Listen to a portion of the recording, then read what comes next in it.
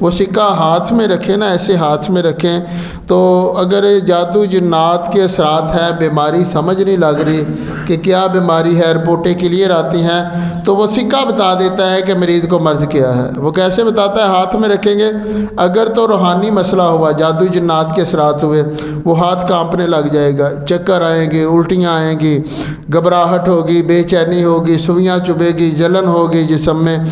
تو بتایا میں اس لیے رہا ہوں سکے کا کہ وہ سکے میں یہ کمال کیوں آ گیا۔ دنیا کی کوئی مشین جادو جنات کا نہیں بتا سکتی کہ ہے کوئی مشین ایسی، کسی کو سمجھ نہیں لگتی، سوائے جو اللہ کے ولی ہیں، جن کو اللہ نے طاقت دی ہے، جن کی نظر بے کمال ہے، وہی بتا سکتے ہیں۔ دنیا کی کوئی مشین ایسی نہیں ہے جو آپ کو بتا سکے کہ آپ کے مریض کو جادو ہے یا جنات ہے۔ یہ میرے مصطفیٰ کے نام کا فیض ہے، درود پاک کا فیض ہے کہ سکے پر درود پڑا گیا ہے تو سکہ بتانے لگ گیا ہے کہ مریض کو مرض کیا ہے۔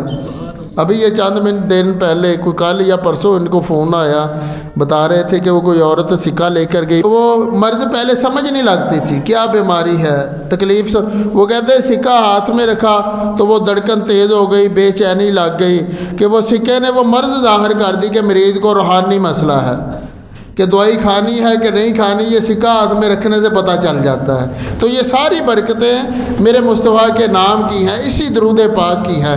جو درود پڑھتا ہے اللہ تعالیٰ اس کا جو کھوٹا سکہ ہے نا وہ بھی کھڑا کر دیتا ہے۔ میں عرض کیا کرتا کہ درود پڑھنے والا جو ہے، پڑھانے والا، اللہ اس کے ہاتھ کی مٹی کو بھی سونے میں تبدیل کر دیتا ہے۔